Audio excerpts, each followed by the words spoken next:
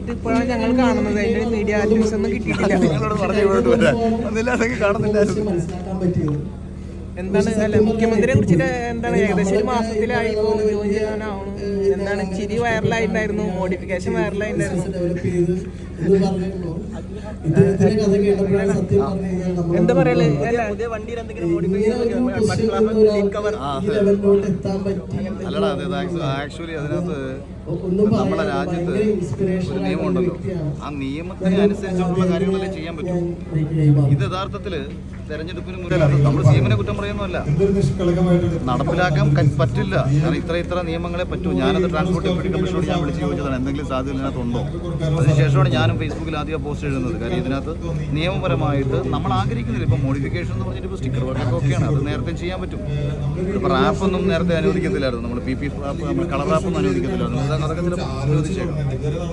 അതിനായിട്ട് അതുപോലെ തന്നെ ഷിയാസ് കരീമിന്റെ കേസിനെ കുറിച്ച് അത് കോടതി ചോദിക്കാന്ന് ഞാൻ ഇത്ര നോക്കിയില്ലല്ലോ. അല്ലല്ല, അത് ഇങ്ങനെ പറയുന്നുണ്ടല്ലോ, അത് റോങ് ആയിട്ടുള്ള ഇൻഫർമേഷൻ പറയുന്നുണ്ടല്ലോ ഷിയാസ് കരീമിന്റെ. എന്താണ് ഒരു ചോദ്യം ചോദിക്കുന്നത് വ്യക്തമായിട്ട് ചോദിച്ചാൽ അറിയാമെന്നാണെങ്കിൽ ഞാൻ പറയാം. ഇപ്പോൾ അഖിലേട്ട മലയാള സിനിമയിൽ ഇപ്പം അമ്മ സംഘടനയെ കുറിച്ചിട്ട് ഇപ്പോൾ വാർത്തകൾ ആളുകളിലേക്ക് എത്തുന്ന ഒരു അതിനുള്ള കൃത്യമായ മറുപടി പറയും. നമ്മൾ അതിൽ നിന്നൊക്കെ വെളിയിൽ നിൽക്കുന്ന ഒരാളാണ്. ഒരു സംഘടനയ്ക്ക് ഉള്ളിൽ നടക്കുന്ന പ്രശ്നങ്ങളാണ്. അത് സമൂഹത്തെ ബാധിക്കുന്ന ഒരു വിഷയമായി മാറുമ്പോൾ മാത്രം നമ്മളത് ചർച്ച ചെയ്യും. അവർക്കിടയിൽ നടക്കുന്ന പ്രശ്നങ്ങളെ ഒരു ക്രിമിനലായിട്ട് ഉള്ള ഒഫൻസാണ് മാനസികം ഉന്നയിച്ചിരിക്കുന്നത്. ആ ഒഫൻസിന് നിയമപരമായിട്ട് മുന്നോട്ട് പോവുക. അത് പൊതുജനത്തെ ബാധിക്കുന്ന വിഷയമല്ല. അവിടെ 2-3 വ്യക്തികൾക്കിടയിൽ ഉണ്ടായ വിഷയമാണ്. പൊതുജനത്തെ ബാധിക്കുന്ന അല്ലെങ്കിൽ വേറൊരാൾക്ക് ദോഷകരമാകുന്ന ഒരു വിഷയത്തിൽ എന്തെങ്കിലും ഒരു അഭിപ്രായം പറയാൻ ഓക്കെ എന്ന് പറയാം. അല്ലാത്ത വിഷയങ്ങൾ നമ്മൾ അഭിപ്രായം ചോദിക്കുന്നതിനോ പറയുന്നതിന് വലിയ അർത്ഥമൊന്നുമില്ല. കാര്യം ഒരു മാറ്റം ഉണ്ടാകാൻ പോകുന്നില്ല. അത് മാത്രമല്ല, ആണുങ്ങൾ കൂടുതലും ഇതിനെപ്പറ്റി പുറത്തു പറയാൻ ഒരു വിമുഖത കാണിക്കുന്നുണ്ട്. അല്ല, അതാ ഞാൻ പറഞ്ഞത്. ഇത് ഞാൻ മനസ്സിലാക്കുന്നിടത്തോളം ഇത് പൊതുസമൂഹത്തിൽ ഇതിനകത്തൊന്നും ഒരു മാറ്ററും അല്ല. ഓരോ സിനിമ ഇറങ്ങുന്നു, ഇഷ്ടപ്പെടുന്നവർ പോയി കാണുന്നു, അല്ലാത്തവർ ആ സിനിമ ഉപേക്ഷിക്കുന്നു അല്ലെങ്കിൽ കാണാതിരിക്കുന്നു, പിന്നീട് ഒറ്റയ്ക്ക് വരുമ്പോൾ കാണുന്നു. അപ്പോൾ ജനത്തെ ബാധിക്കുന്ന ഒരു വിഷയമാണെന്നുണ്ടെങ്കിൽ സത്യസന്ധമായി പറഞ്ഞാൽ എനിക്ക് അഭിപ്രായം പറയാനുണ്ട്. ഞാൻ ഇന്നിപ്പോൾ രാത്രി ഞാൻ യാത്ര പോവാണ്, ദുബായ് പോവാണ്, അപ്പോൾ എയർപോർട്ടിലോട്ട് പോവാണ്. അപ്പോൾ നമുക്ക് വേണമെങ്കിൽ വിശദമായിട്ട് പിന്നെ കാണാം. അതിലോട്ട് അതുപോലെ ഇപ്പം കോക്രോച്ച് ജനതാ പാർട്ടി വന്നു, ഇപ്പോൾ ഒരു റീച്ചായി, ഒരുപാട് ഫോളോവേഴ്സ് വന്നു, ഒരുപാട് പേര് സപ്പോർട്ട് ചെയ്യുന്നുണ്ട്. അതിനെങ്ങനെയാണ് നോക്കിക്കാണുന്നത്? ഇല്ല, അതിനെക്കുറിച്ച് എന്താണ് പറയാനുള്ളത്? ഇവിടെ നമ്മുടെ എപ്പോഴും ഭരണത്തോട് വിരുദ്ധ വികാരം ഉണ്ടാവുകയും ആ ഭരണവിരുദ്ധ വികാരം ജനങ്ങൾക്കിടയിൽ പ്രതിഫലിക്കുകയും ചെയ്യും. ഇപ്പം BJP വിരുദ്ധ വികാരം ഉൾക്കൊള്ളുന്ന ആൾക്കാർ, അത് കോൺഗ്രസ്സുകാരുണ്ടാവാം, ആം ആദ്മി പാർട്ടിക്കാരുണ്ടാവാം, കമ്മ്യൂണിസ്റ്റുകാരുണ്ടാവാം, അവരെല്ലാം സോഷ്യൽ മീഡിയ വഴിയിട്ട് ഒരു സപ്പോർട്ട് കൊടുത്തിട്ടുണ്ടാവും. അതിനപ്പുറത്തേക്ക് ഇതിനെ ഒരു പൊളിറ്റിക്കൽ മൂവ്മെൻ്റ് ആയിട്ട്, ഒരു പൊളിറ്റിക്കൽ ആശയത്തിൻ്റെ ഭാഗമായിട്ട് ഒന്നും ഇപ്പം നമുക്ക് കാണാൻ പറ്റില്ല. ഇന്നിപ്പോൾ ജന്തർ പോലും വളരെ കുറച്ച് ആൾക്കാരല്ലേ ഉണ്ടായിരുന്നുള്ളൂ. പിന്നെ പുതിയ തലമുറയ്ക്ക് പ്രതിഷേധിക്കാൻ വേണ്ടിയിട്ട് ഒരു സ്പേസിനായിട്ട് അവരിത് കാണുന്നെങ്കിൽ നല്ല കാര്യം. ഇവിടെ ഞാനൊരിക്കലും ഇതിനൊന്നും എതിർക്കുന്ന ഒരാളൊന്നുമല്ല.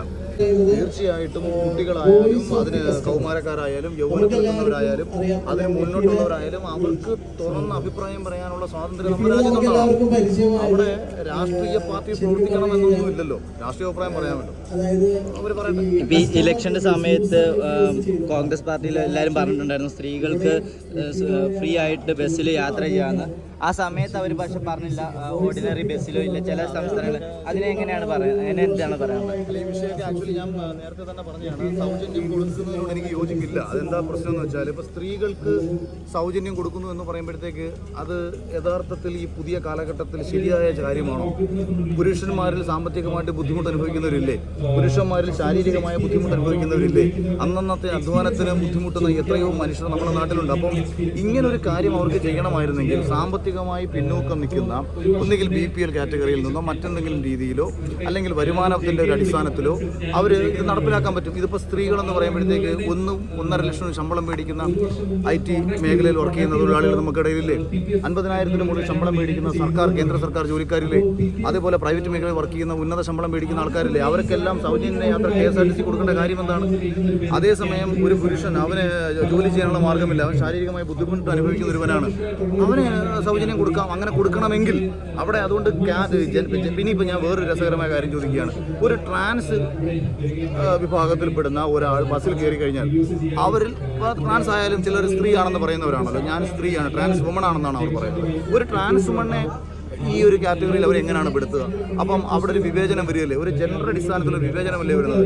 സമത്വം ആഗ്രഹിക്കുന്ന ഒരു സമയത്ത് ജെൻഡർ അടിസ്ഥാനത്തിൽ ഇത് കൊടുക്കുമ്പോൾ ഇപ്പം നമ്മൾ ഒരാൾക്ക് സൗജന്യം കൊടുക്കുന്നു എന്ന് പറഞ്ഞാൽ നമ്മൾ അവരെ ചെറുതാക്കി കാണുന്നതാണ് അർത്ഥം. സ്ത്രീകൾക്ക് വരുമാനം ഉണ്ടാക്കാനുള്ള ശേഷി ഇല്ലാത്തത് കൊണ്ടാണ് ഞങ്ങൾ ഒന്നിലധികം കോടതികൾ ഒരു ജില്ലയിൽ വരണം. അങ്ങനെ ഈ സംവിധാനം കൂട്ടി ഇതിനെ സമയബന്ധിതമായി പരിഹരിച്ചു കഴിഞ്ഞാൽ കാര്യങ്ങൾ നടക്കാൻ പറ്റും. കോട്ടിങ് ചെയ്തിട്ടുള്ള ഒരു കസ്റ്റമറോട് തന്നെ നമുക്ക് ഡയറക്റ്റ് എക്സ്പീരിയൻസ് ചോദിക്കാം.